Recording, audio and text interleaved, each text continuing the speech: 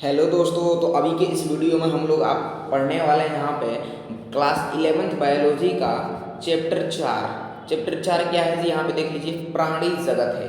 इसका संपूर्ण objective question यहाँ पे हम लोग करेंगे, जो भी वीआई होंगे, ठीक है। चलिए, तो जितने भी क्लास 11th के विद्यार्थी हैं वो पूरा बढ़िया तरीके से तैयारी करना चाहते हैं तो हमारे चैनल को अभी सब्सक्राइब कर लीजिए और बेल आइकन को ऑल पर सेट कर लीजिए, ठीक है। क्योंकि यहाँ पे हम क्लास 11 का लगातार पूरे बढ़िया तरीके से यहाँ पे तैयारी करा रहे हैं। जैसा कि अभी बायोलॉजी सब्जेक्ट स्टार्ट किए हैं, जिसमें आप लोगों को पूरा चैप्टर 3 तक ऑब्जेक्टिव क्वेश्चन करा दिए हैं, ठीक है। और ये चैप्टर 4 का ऑब्जेक्टिव है, ठीक है। चलिए, और जैसे ही पूरा सभी चैप्टर का ऑब्जेक्टिव करा देंगे, उसके बाद से आप लोग को हर एक चैप्टर का सब्जेक्टिव भी करा देंगे वीवीआई, ठीक है। उसके बाद से दूसरा सब्जेक्ट को हम लोग पढ़ेंगे, ठीक है। चलिए, तो यहाँ पे हम लोग चैप्टर 4 का ऑब्जेक्टिव प्राणी जगत का पूरा करने वाले हैं, ठीक है। आइए देखिए, यहाँ पे पहला क्वेश्चन क्या कहता है कि ऐसे जीव को पानी की सतह पर उतारते रहते हैं वे क्या कहलाते हैं जी। तो ऐसे जीव को पानी की सतह पर उतारते रहते हैं वे क्या कहलाते हैं, तो यहाँ पे नोट करेंगे। बिल्कुल पहला का सही आंसर आपका हो जाएगा। चलिए, बहुत बढ़िया, पीले जीव कहते हैं, पीले जीव। पहला का राइट आंसर यहाँ पे बिल्कुल सी हो जाएगा, ठीक है। नेक्स्ट क्वेश्चन यहाँ पे कहता है निम्नलिखित में से किसकी अनुपस्थिति में चिड़िया चमगादड़ से भिन्न होती है। तो किसकी उपस्थिति में जो चिड़िया है वो चमगादड़ से क्या भिन्न होती है। चलिए, आइए यहाँ पे देख लीजिए, डायफ्राम दिया है ऑप्शन डी में। डायफ्राम जो होता है ना, ये मतलब चिड़िया चमगादड़ से भिन्न होती है। किसकी अनुपस्थिति में, तो डायफ्राम की अनुपस्थिति में जो चिड़िया चमगादड़ से भिन्न होती है, ठीक है। अगला क्वेश्चन यहाँ पे देखिएगा। अगला क्वेश्चन आप लोग याद कीजिएगा कि संघ पोरीफेरा का वर्गीकरण किस पर आधारित है। ये किस पर आधारित है जी, तो यहाँ पे देख लीजिए, कंटिकाय पर आधारित है। 3 का बिल्कुल सही आंसर यहाँ पे बी हो जाएगा, ठीक है। अगला क्वेश्चन यहाँ पे देखिए, पक्षियों के वायु कोश सहायक होते हैं। तो पक्षियों के वायु कोश सहायक होते हैं, ये होते हैं शरीर भार को कम करने में, ठीक है। बिल्कुल 4 का सही आंसर सी हो जाएगा, ठीक है। आइए नेक्स्ट क्वेश्चन की तरफ बढ़ते हैं। अगला क्वेश्चन है आपका कि संपंजों में टोटीपोटेंट कोशिकाएं होती है। तो संपंजों में टोटीपोटेंट कोशिकाएं जो होती है, ये मतलब कौन होती है। ऑप्शन को आप लोग देखिएगा। चलिए देख लीजिए, यहाँ पे बिल्कुल आर्की और ओसाइटस दिया गया है ऑप्शन सी में, यही बिल्कुल आपका सही आंसर हो जाएगा। ये संपंजों में ना आर्की ओसाइटस जो है टोटीपोटेंस कोशिका होती है। संपंजों में टोटीपोटेंस, यहाँ पे समझाते हैं, रुकिए।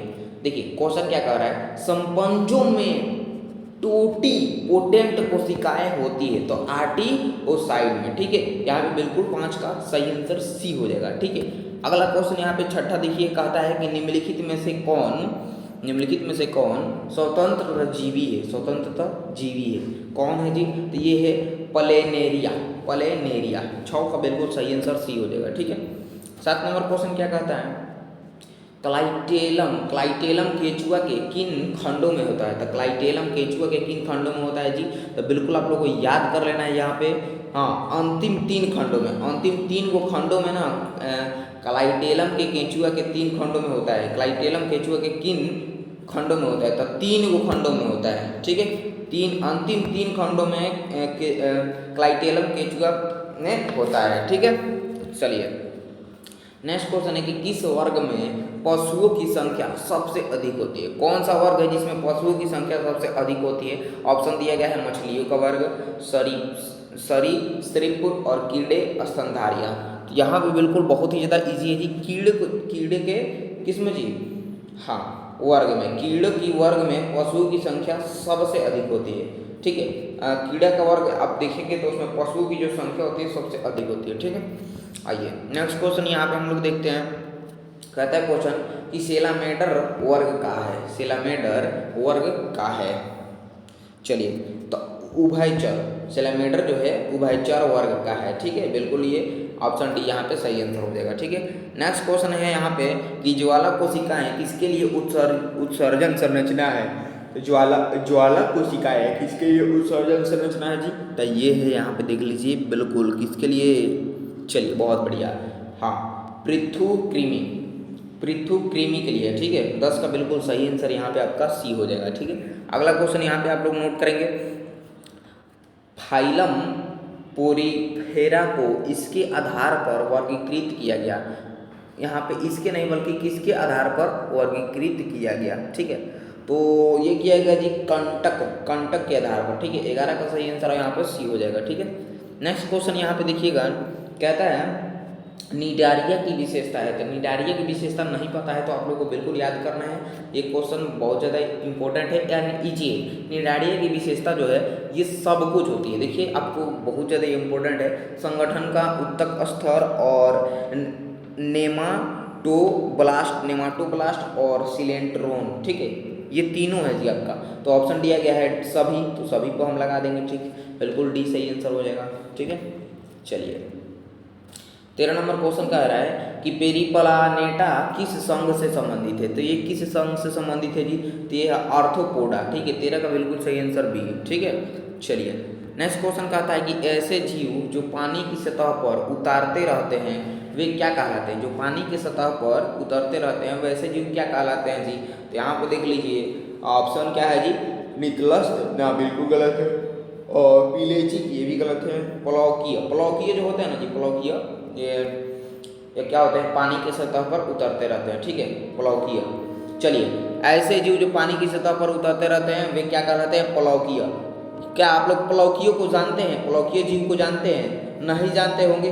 जो लोग प्लौकीय जीव को जानते होंगे वो नीचे कमेंट बॉक्स में एक कमेंट कर दीजिएगा कि भैया या सर जी हम जानते हैं प्लौकीय जीव को, ठीक है। जो भी लोग जानते होंगे उसको थोड़ा कमेंट में बता दीजिएगा प्लौकीय जीव को कौन कौन लोग जानते हैं, ठीक है। चलिए नेक्स्ट क्वेश्चन यहाँ पे हम लोग अब देखते हैं 15 नंबर क्वेश्चन क्या कहता है संघ पोरीफेरा का वर्गीकरण किस पर आधारित है। संघ पोरीफेरा का वर्गीकरण किस पर आधारित है, तो ये बिल्कुल आप लोग को याद करना है जी, कॉन्टिकाए। ऑप्शन भी बिल्कुल सही हो जाएगा, ठीक है। नेक्स्ट क्वेश्चन यहाँ पे देखिएगा, पाचन स्पंज में होता है। तो पाचन स्पंज में होता है, क्या होता है जी, तो खाद्य रितिकाएं, ठीक है। 16 का बिल्कुल यहाँ पे सही आंसर आपका डी हो जाएगा। पाचन स्पंज में जो होता है ये खाद्य रितिकाएं होती है, ठीक है। 16 का बिल्कुल सही आंसर यहाँ पे डी हो जाएगा। अगला क्वेश्चन यहाँ पे देख लीजिएगा, कहता है पोरीफेरा का वर्गीकरण निम्न पर आधारित है। पोरीफेरा का वर्गीकरण निम्न पर आधारित है, ये है जी, हाँ, स्फाइक्यूलस कंकाल, बिल्कुल 17 का सही आंसर यहाँ पे आपका बी हो जाएगा, ठीक है। चलिए बहुत बढ़िया। नेक्स्ट क्वेश्चन यहाँ पे मूत्राशय कृमि सिस्टिकर्स किसका लार्वा है, किसका लार्वा है, ठीक है। तो ये बिल्कुल यहाँ पे देख लीजिए किसका है, टेम्प वर्म। 18 का बिल्कुल सही आंसर यहाँ पे बी हो जाएगा। नेक्स्ट क्वेश्चन यहाँ पे देख लीजिए 19 नंबर क्या कहता है एक परजीवी जिसका कोई मध्यवर्ती मेजबान नहीं है वह है। तो वह है जी यहाँ पे एस्केरिस है, ठीक है। 19 का बिल्कुल सही आंसर यहाँ पे सी हो जाएगा। अगला क्वेश्चन, ये लास्ट क्वेश्चन है, आप लोग देखिए क्या कहता है कि केंचुआ में मौजूद हृदय की जोड़ी है। तो केंचुआ में मौजूद हृदय की जो जोड़ी है ये है जी आपका 4 गो है। केंचुए में जो मौजूद हृदय की जोड़ी है 4 गो है, ठीक है। चलिए तो यहाँ पे देख लीजिए हम लोग आज चैप्टर 4 को भी खत्म कर दिए हैं जी। चैप्टर 4 बायोलॉजी का, क्लास 11th बायोलॉजी चैप्टर 4 का यहाँ पे जो भी ऑब्जेक्टिव था पूरा हमने यहाँ पे समाप्त कर दिया, ठीक है। प्राणी जगत का पूरा ऑब्जेक्टिव हमने देख लिया और अब कल हम लोग फिर से चैप्टर 5 का ऑब्जेक्टिव देखेंगे। फिर से ऐसा ही करके सभी पहले बायोलॉजी के चैप्टर का ऑब्जेक्टिव देख लेंगे, उसके बाद से उसका सब्जेक्टिव भी हम करा देंगे आपको, ठीक है। तो जो भी आप लोग अभी तक इसके पिछले चैप्टर नहीं देखे होंगे तो आप सब जाइए प्लेलिस्ट में आप लोग देख लीजिए और आप लोगों का 20 क्वेश्चन में से कितना सही है, कितना आप लोग को पता था और कितना सही किए हैं, कितना गलत किए हैं, ये जरूर कमेंट में अपना फीडबैक दीजिएगा, कमेंट में जरूर बताइएगा। और इस वीडियो को ज़्यादा से ज़्यादा अपने दोस्तों के पास भी शेयर कीजिए और लाइक कर दीजिए, कमेंट एक प्यारा से जरूर कीजिएगा। चलिए धन्यवाद।